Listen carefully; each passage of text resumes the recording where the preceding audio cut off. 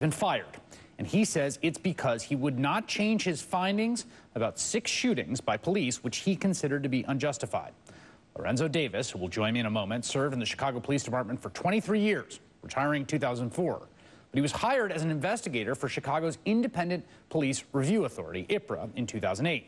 2 years later, he was promoted and began leading a team of 5 investigators. But recently, when he refused orders to reverse findings in police shooting cases that he found to be unjustified, he was fired. In fact, according to a job performance evaluation obtained by WBEZ, his superiors accused him of, quote, a clear bias against the police and called him the only supervisor at IPRA who resists making requested changes as directed by management in order to reflect the correct finding with respect to OIS or officer-involved shooting. He was fired earlier this month, and joining me now, Lorenzo Davis, former Independent Police Review Authority supervising investigator. Mr. Davis, first, can you tell me a little bit about what kind of work they do at IPRA? What was the kind of work you undertook when you were there?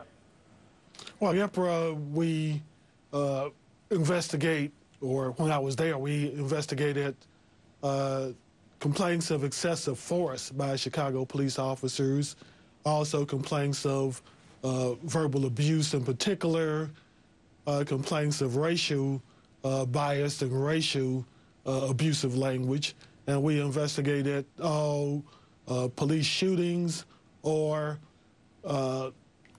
say, whenever police use their weapons, we investigated all of those cases. Now, in the 6 shootings in question here, what happened? You came to different conclusions than your bosses?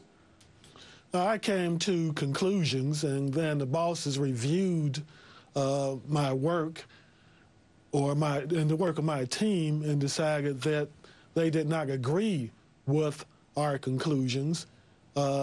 As it has been stated by many people who did a study since the inception of the Independent Police Review Authority, there have been over 400 police-involved shootings, and none of them, up until perhaps 2 or 3 weeks ago, had been determined to be not justified. You have over 400 police-involved shootings that were justified, and only one, a shooting that occurred, according to the newspapers, in 2011, that was found to be not justified, and that was an off-duty shooting where an officer mistakenly fired at the wrong car. So are you saying that this essentially was rigged, that basically your supervisors at IPRA were determined to get a finding of justified, and if your team went out and did the legwork and found it to be unjustified and came back with that, they would say no and overrule you?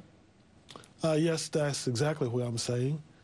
I'm now being told that since I have shined the light on IPRA and their investigations of police-involved shootings, they are now trying to find some shootings that they can say are not justified.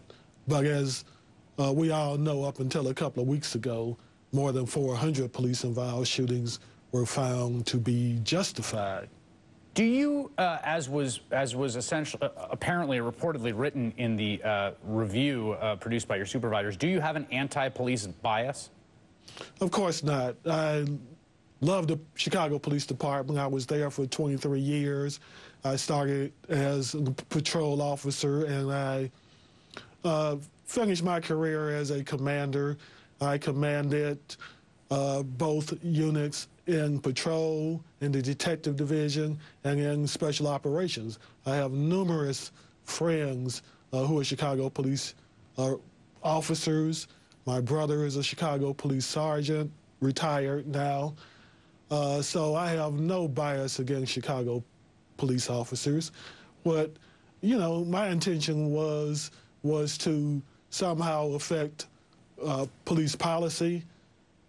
Police officers who I know who are in high positions in the police department would like people like myself to hold the very few bad police officers accountable for what they do. Yeah.